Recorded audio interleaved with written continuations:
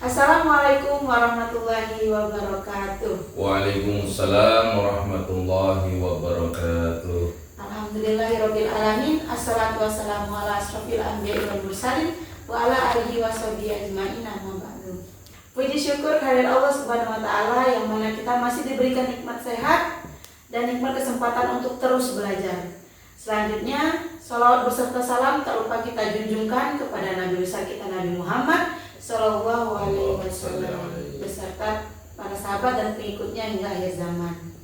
Baiklah, kembali lagi ke podcast Gumai Talang bersama saya Maisy Sisclarita selaku moderator, dan telah hadir bersama kita pada pagi hari ini, yaitu di sebelah saya ada Ustadz Karjan SPDI selaku narasumber dan Ketua MUI Kecamatan Gumai Talang. Assalamualaikum Ustadz. Waalaikumsalam warahmatullahi wabarakatuh. Bagaimana Ustadz kabarnya hari ini Ustadz? Alhamdulillah sehat walafiat Messi. Alhamdulillah. Ini podcast kedua bersama Ustadz Karjan, dan ini hari ini materi nggak kalah menarik sama yang kemarin Ustadz. Iya. Ya, materinya hari ini yaitu tentang hak dan kewajiban suami dan istri. Itu apa aja sih Ustadz haknya ini sebagai suami dan istri? Ya, baik. Assalamualaikum warahmatullahi wabarakatuh. Waalaikumsalam. Alhamdulillahilladzi hadana lihada wa ma kunna linahtadiya laula an hadana Allah. Asyhadu an la ilaha illallah wahdahu la syarika lah wa asyhadu anna sayyidana wa nabiyyana Muhammadan abduhu wa rasuluhu la nabiyya wa la rasula ba'da. Amma ba'd. Para pemirsa sekalian dimanapun Anda berada, ada kewajiban dan hak bagi seorang suami dan istri. Yang pertama adalah kita bahas tentang kewajiban seorang suami. Itu yang pertama adalah memberikan bimbingan rohani kepada istrinya, karena seorang suami itu adalah ar-rijalu qawwamuna 'alan nisa. Jadi seorang laki-laki itu adalah pemimpin bagi istri dan anak-anaknya. Nah, disinilah letak bahwa seorang suami itu punya kewajiban untuk mendidik, mengarahkan dan membina di dalam keluarga itu seorang istri atau anak-anak kita untuk taat beribadah kepada Allah Subhanahu wa taala.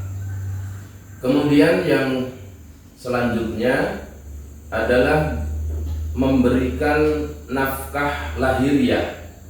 Jadi seorang suami punya kewajiban untuk memberikan nafkah lahir. Contohnya sandang, pangan, papan, itu adalah kewajiban dari seorang suami untuk menafkahi istri dan anak-anaknya. Untuk selanjutnya, kewajiban seorang suami itu adalah memberikan nafkah batiniah. Karena seorang perempuan atau istri kita itu adalah sebagai ladang, nah, tempat kita bercocok tanam. Disitulah kita mau mendatangi istri itu kapan saja, itu dipersilahkan oleh Allah Subhanahu wa taala. Kemudian yang selanjutnya adalah yang tak kalah pentingnya, yang kita harus sadari bahwa seorang suami itu punya kewajiban memperlakukan istri kita dengan cara yang baik. Wa'ashiruhunna bil ma'ruf. Perlakukan istrimu dengan cara yang baik, yang ma'ruf. Ketika kita mungkin tidak cocok dengan pasangan kita tidak boleh kekerasan di dalam rumah tangga, harus dimusyawarahkan. Mungkin kita tidak cocok, tidak senang dengan pasangan kita pun harus menyadari, siapa tahu yang tidak kita sukai dari istri kita itu, padahal Allah di situ akan memberikan yang terbaik yang dimiliki oleh istri kita. Itu adalah merupakan 4 kewajiban seorang suami. Nah, kewajiban seorang suami ini adalah haknya seorang istri. Jadi harus dipenuhi keempat-empatnya ini. Kemudian yang sebaliknya, seorang istri juga harus memiliki kewajiban untuk memenuhi hak seorang suami. Yang pertama, kewajiban seorang istri itu adalah taat kepada Allah Subhanahu wa taala. Jadi atiullaha wa atiur rasul wa ulil amri minkum. Taatlah kepada Allah, taat kepada Rasul, kemudian taat kepada pemimpin. Nah, pemimpin di dalam keluarga itu adalah sang suami kita. Ini wajib hukumnya untuk taat kepada pemimpin di dalam rumah tangga kita. Yang kedua, kewajiban seorang istri adalah bisa membahagiakan hati sang suaminya. Jadi seorang istri harus pandai-pandai mengatur rumah tangganya. Baiti jannati, rumahku adalah surga bagi suami kita. Ya, mungkin berdandannya, mungkin dalam pengaturan rumahnya, kemudian bisa mendidik anak-anaknya supaya suami kita itu bahagia di dalam rumah kita. Kemudian yang selanjutnya, kewajiban seorang istri itu adalah bisa berterima kasih kepada sang suami. Ketika kita diberikan nafkah oleh sang suami kita, ucapkan terima kasih.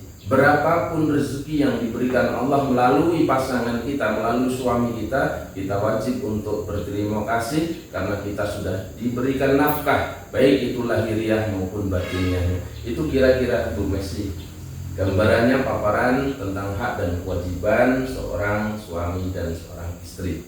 Baik, terima kasih Ustaz atas materinya. Ini ada pertanyaan nih Ustaz. Ya, baik. Boleh bertanya Ustaz? Boleh. Boleh. Boleh. Apakah nih misalnya suami itu masih wajib menjadi satu-satunya pencari nafkah jika sang istrinya sudah bekerja, Ustaz? Iya, baik. Jadi kewajiban menafkahi itu adalah kewajiban seorang suami. Nah, apakah boleh seorang istri itu berkarir di luar untuk membantu seorang suami di dalam mencukupi kebutuhan rumah tangganya? Itu boleh-boleh saja. Tapi tidak boleh ketika seorang istri merasa dia gajinya lebih besar di luar sana, suaminya gajinya kecil, kemudian pulang ke rumah dia menjadi pemimpin keluarga. Tetap di dalam rumah dia sebagai makmum, imamnya adalah seorang suami. Tapi boleh membantu seorang suami untuk mencukupi kebutuhan dalam rumah tangganya. Seperti itu kira-kira. Oke, baik. Berarti membantu ya. Ya, sifatnya membantu. Oke. Kalau ini lagi nih, ada lagi. Bolehkah istri itu menolak perintah dari suaminya jika bertentangan dengan nilai atau kenyamanan pribadinya? Boleh nggak kita tolak, Ustaz? Baik. Dalam taat kepada ulil amri, pemimpin di dalam keluarga kita adalah sang suami, itu taatnya 100% taat. Selagi perintah sang suami itu dalam koridor yang benar, perintahnya itu mengajak taat beribadah kepada Allah, ini hukumnya wajib.